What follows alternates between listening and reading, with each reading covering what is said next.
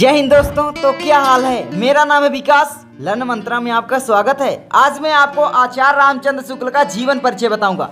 Board exam की दृष्टि से भी काफ़ी इंपॉर्टेंट है और आपके एग्जाम में हर साल आता है। मैं एकदम आराम से समझा दूंगा, रटने की बिल्कुल भी ज़रूरत नहीं पड़ेगी, तो वीडियो को पूरा जरूर देखना। तो चलिए देखते हैं। सबसे पहले आचार्य रामचंद्र शुक्ल का जन्म सन 1884 ईस्वी में उत्तर प्रदेश राज्य के बस्ती जिले के आगोना नामक ग्राम में हुआ था। ठीक है, इनका जन्म कहाँ पर हुआ था भाई? बस्ती जिले के आगोना नामक ग्राम में। कब हुआ था भाई? 1884 ईस्वी में। तो याद रखना, ठीक है। अब इसको रटने की जरूरत इसलिए नहीं पड़ेगी। सबसे पहले देखिए, इनको याद कर लीजिए बस। जन्म कब हुआ? 1884 ईस्वी में। कहाँ पर हुआ भाई? बस्ती जिले के आगोना नामक ग्राम में। बस उसके बाद आप अपने से लिख देना, ठीक है। उसके बाद क्या करिए, इनके पिता का नाम याद कर लीजिए और माता का नाम। तो मैंने लिखा है, इनके पिता का नाम पंडित चंद्रवली शुक्ल तथा माता का नाम विभासी देवी था। ठीक है, तो इनके पिता का जो नाम था वो क्या था भाई? पंडित चंद्रवली शुक्ल, और माता का नाम विभासी देवी था। तो ये याद करने वाली चीज़ें ही हैं। लेकिन उसके बाद मैं आपको बताता हूँ। इनकी माता एक धार्मिक महिला थी। इनकी प्रारंभिक शिक्षा इनके पिता के पास मिर्जापुर में हुई और मिशन स्कूल से 10वीं की परीक्षा उत्तीर्ण की। मैं आपको बता दूं, ज़्यादातर कवि लेखकों की आप देखोगे माताएं धार्मिक होती हैं। वो अपने बेटों को, बेटियों को मतलब धार्मिक ग्रंथों के बारे में पढ़ाती हैं। तो आप ये भी लिख सकते थे कि भाई इनकी माता एक धार्मिक महिला थी, अतः इन्हें बचपन से ही रामायण महाभारत आदि की कहानियाँ या कथाएं सुनाया करती थी। ये भी आप लिख सकते हो, क्योंकि एक ब्राह्मण थे और ये रामायण और ये सब महाभारत देखे ही होंगे और मतलब एक प्रकार से पढ़े भी होंगे।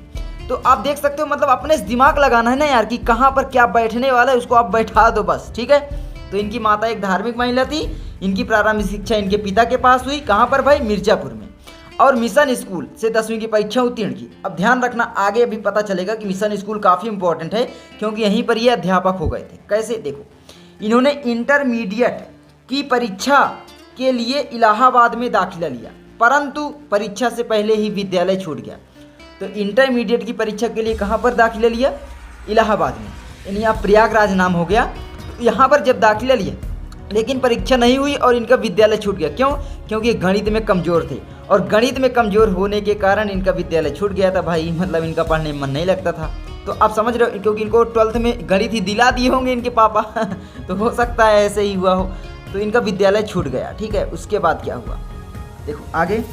इसके बाद इन्होंने मिर्जापुर के न्यायालय में नौकरी कर ली। कहाँ पर नौकरी कर ली? न्यायालय में। क्यों? क्योंकि इनके पिता भी मिर्जापुर के न्यायालय में नौकरी करते थे, मिर्जापुर में रहा करते थे। तो ये भी वहीं पर नौकरी कर ली। तो आप देख सकते हो, बिल्कुल मिलता जुलता है। तो आपको कहाँ पर क्या बैठाना है, आराम से बैठ जाएगा।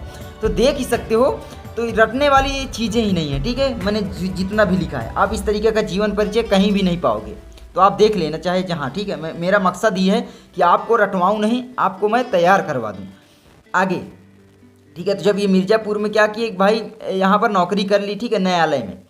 अब उसके बाद क्या हुआ, न्यायालय की नौकरी छोड़कर ये मिर्जापुर के स्कूल में चित्रकला के अध्यापक हो गए। अब देखो, यहाँ पर इसको बड़ा करने के लिए आप चाहो तो लिख सकते हो कि भाई इनका न्यायालय मन नहीं लगता था, जिसके कारण इन्होंने न्यायालय की नौकरी छोड़ दी और नौकरी छोड़कर मिर्जापुर के स्कूल में चित्रकला के अध्यापक हो गए। कहाँ, कौन से स्कूल में भाई? मिशन स्कूल में।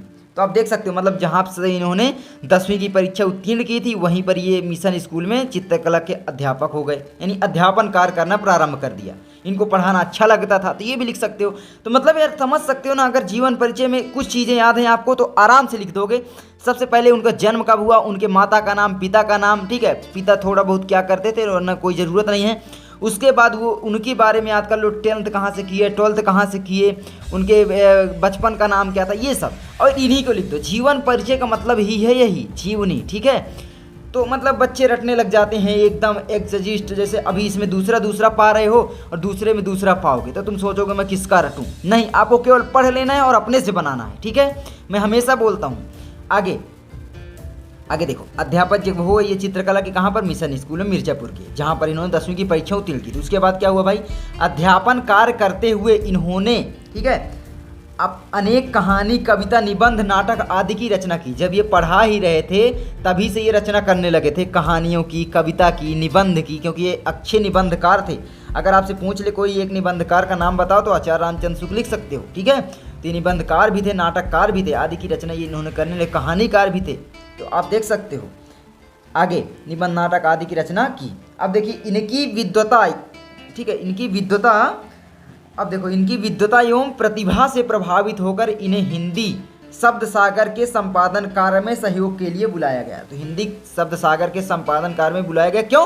क्योंकि इनकी इतनी अच्छी प्रतिभा थी यार, ये रचनाएं करते थे, लिखते थे, मतलब लिखने में अच्छे थे, ठीक है, कहानियाँ सोच लेते थे। तो अब कहानी का मतलब क्या है भाई? सोचना। आपकी कितनी क्रिएटिविटी है, कितना सोच सकते हो, कितनी कहानियाँ बना सकते हो। अरे यार अपने पापा को झूठ बोल देते हो ना, अगर कहीं पर जाते हो और कहीं दूसरी जगह निकल लेते हो तो कहानी बना लेते हो ना, पापा मैं ये यहाँ पर ही गया था और ऐसे ऐसे हुआ इसलिए मैं घर नहीं आ पाया। तो यार मतलब ये कहानियाँ बनाते थे, कहानी का मतलब यही है। तो कहानी बना रहे थे, ठीक है। तो इसलिए क्या हुआ कि भाई इनका जो कार्य था सबको पसंद आया और इन्हें हिंदी शब्द सागर के संपादन कार्य के लिए काशी नगरी प्रचारणी सभा में सम्मान सहित बुला लिया गया। भाई किसी को भी बुलाओगे तो सम्मान सहित ही बुलाओगे ना, कि भाई उसको ऐसे तो ही नहीं बुलाओगे, सम्मान ही तो दोगे। ये हुआ। इन्होंने 19 वर्षों तक काशी नगरी प्रचारणी पत्रिका का संपादन भी किया। 19 वर्षों तक काशी नगरी प्रचारणी पत्रिका का संपादन किया, जो कि काफ़ी प्रसिद्ध पत्रिका थी ये, ठीक है। आप देख सकते हो पत्रिका, अरे मैगजीन यार। कुछ समय पश्चात इनकी नियुक्ति काशी हिंदू विश्वविद्यालय में हिंदी विभाग के प्राध्यापक के रूप में हो गई।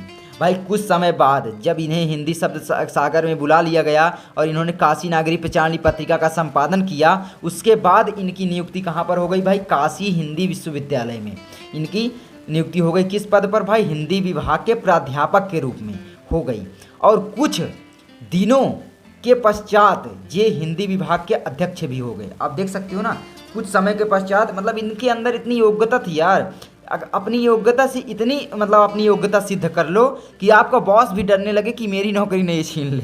समझ रहे हो? ये मतलब इस तरीके के बनो तो कहीं भी आपको जॉब ढूंढने की कठिनाई नहीं होगी। वरना अगर रट्टू तोता बने रहोगे तो फिर यार क्या ही कर लोगे? आप ही सोचो, अगर एग्जाम इसको लिख दोगे, नंबर मिल जाएंगे, हो गया, क्या ही हो जाएगा। तो अपनी क्रिएटिविटी बढ़ाओ, सोचने समझने की शक्ति बढ़ाओ, ठीक है। तो मैं ये हमेशा से कहता आया हूँ स्टूडेंट को और समझाते भी आया हूँ, ठीक है। आगे देखो, ठीक है। तो इनकी हो गई, नियुक्ति हो गई। और ये जब अध्यक्ष हो गए हिंदी विभाग के, तो क्या हुआ?